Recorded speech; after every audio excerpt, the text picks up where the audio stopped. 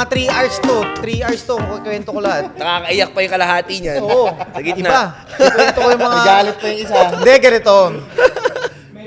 Honestly, kami, like, business-wise, I always tell this to people. Ang hirap makipag-partner sa business, di ba? Ang hirap makipag-partner sa business eh. Kahit sabihin mong tropa mo yan, tagal na kayo, iba ang negosyo eh. Kahit nga kamag-anak mo, ang hirap maging kasosyo sa negosyo eh. Iba talaga ang negosyo. Now, what happened is, etong si paring Cholo, yung tatay na niya, kinilala ko ng parang tito ko to. As in, simula nung pinanganak kami, magkasama na kami nito. As in, since pinanganak, literal na pinanganak, magkasama na kami nito. Walang ano, lagi kami magkausap, lagi kami nagkikita, so parang kapatid ko na to na ba? Parang ako yung kuya ha. Mas matanda ako dito. Yung iba kasi sinasabi, Mukha lang lang, eh, tangkad Mukhang mas kasi. matanda ako. mas matanda siya. Pero Pero niya kasi paapat-apat eh. I'm older, I'm 2 years older than him.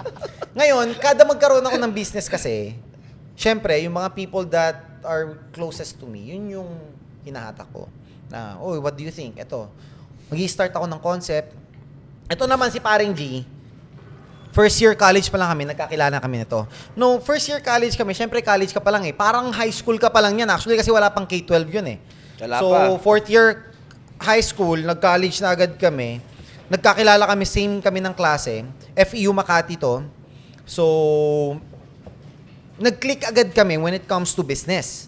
Kasi ito, it turns out, Green Hills din pala yung father nito, yung buong family niya, nag-start sa Green Hills. Yung Retail business family din. ko rin, retail business din. Nag-start sila sa Green Hills din. Way back year 2000 pa to ha. We're talking about 2000, 2001. Nag-start. So, same sila. So, it turns out, yung nag-usap-usap kami, yung same na computer shop na pinupuntahan ko nung 10 years old pa lang ako, same din na pinupuntahan niya. Kaya nag-aagawan pa kami ng iced tea nun. Oh, libre iced tea dun, gagi. Oh, Uncle Bob to, nung Vira Mall days na lumang Vira Mall. Lumang May Vira Mall. ano doon, meron doon, Sopa yung upuan dun eh, maganda ang sopa. ganda ng upuan. Kasi pag pumasok ka doon sa computer shop na yon, lagi, pag nagbayad ka na, bayad muna kasi doon eh. Pag nagbayad ka na ng 1 hour mo, may libre ka agad na iced tea, may bibigay sa'yo resibo. Stop, Papakita mo lang doon sa bartender nila o kaya doon sa Counter, counter nila na nagbibigay ng iced tea. Ngayon, yung iba, kinukuha lang yung resibo, pupunta umuupo, nilalagay yung resibo doon, hindi kiniklaim yung iced tea nila. So kaming mga bata noon, mga 9, 10 years old kami, nakaabang na kami sa mga resibong hindi kiniklaim yung iced tea. Tirador kami ng resibo noon. Tirador kami ng iced tea noon. So pag pupunta kami doon, agawan talaga sa tayo pa lang yung client, pupunta na agad Pag tayo kami. mag-aalis na. Aalis na ako, kunin namin yun. Punta agad kami nung kiklaim ko yung iced tea ko. Akin yan. Resibo ko yan eh. So, nakwento rin niya na ganun ginagawa niya. So, sabi ko, pucha, isa rin pala to sa mga kaagaw ko dati. So, nag-click na kami doon pa lang. Tapos, we used to cut class. Ito, I wouldn't recommend other people. Pero we used to cut class just to resell.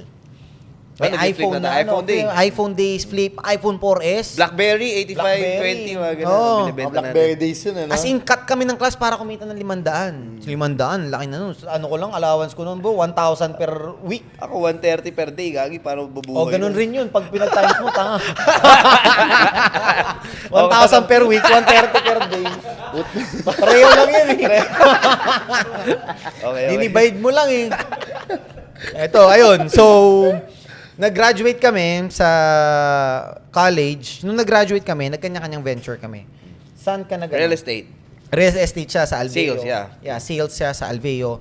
Ako naman, sa St. Luke's Medical Center, Global City, nag-ano ako parang managerial for customer service. So, dun yung pinakauna kong job. 2 years ako dun. 15K ata sahod ko. Pwede ko pa sabihin yung sahod ko dun. Pwede. Baka magalit si St. Luke. 15K lang ba yun? Oo, 15K lang sahod ko. Minimum.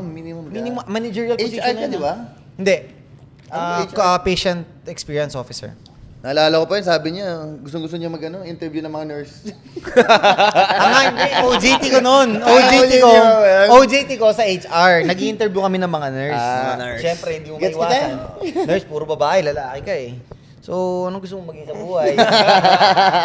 Mga chine-checklist ng konti. O, sige. Yung requirements mo, madam. Pag maganda, siyempre. Ano ma'am, ako na yung gagawa niyan. Pagka medyo Pag medyo sablay ng konti, ma'am, tawagan ka na namin.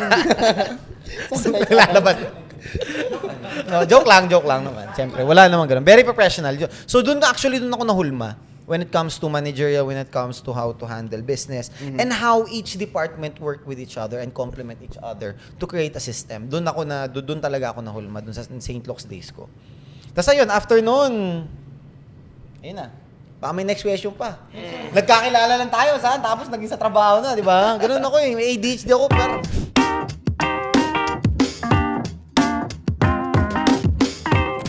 So, ang dami kasi nagtatanong sa akin, when did you start? Yun yung pinakauna kahit mga kliyente na pupunta sa shop. When did you start dealing with watches, di ba? Honestly, dealing with watches na yan, it started way back 2016. 2016, ito kasing si Gerald, binigyan siya ng papa niya ng Tag Heuer. Na professional 2000. 2000. So, it's a Tag Heuer Professional 2000. Binigyan siya. Sabi niya sa Finiflex niya, Bo, 65K to binili ng papa.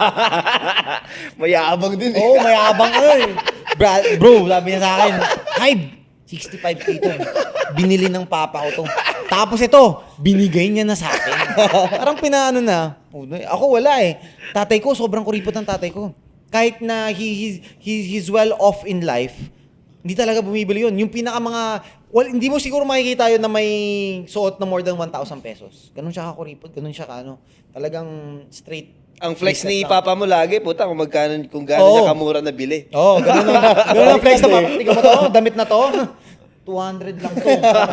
Ganun Kita ang mo mga to, flex eh. Nakuha ko to 70 lang. Yun ang flex niya sa akin lagi.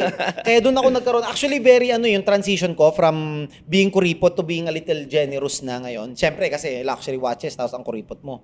Okay lang maging kuripot sa business, wag lang cheap. Iba yung cheap eh. Medyo pangit na pag cheap eh. Utaka mo yung tropa mo. Parang, wala. Isa mo. Isang ko, CR muna ako ha. Order ko nga pala, white mocha. para siya magbayad, di ba? Diba yun? Cheap yun. Discount yun. Ibang discount. Galawan ng ano yan. Ibang kupal ka nun. Hindi ka din. Oo, kupal ka nun. Puta yun. Di ba? So, iba na yung pagiging kuripot sa business. Kuripot sa business when you make 100 peso work like 1,000 kasi. Yun yung lagi ko sinasabi sa business eh. Anyway, drift off na naman tayo eh.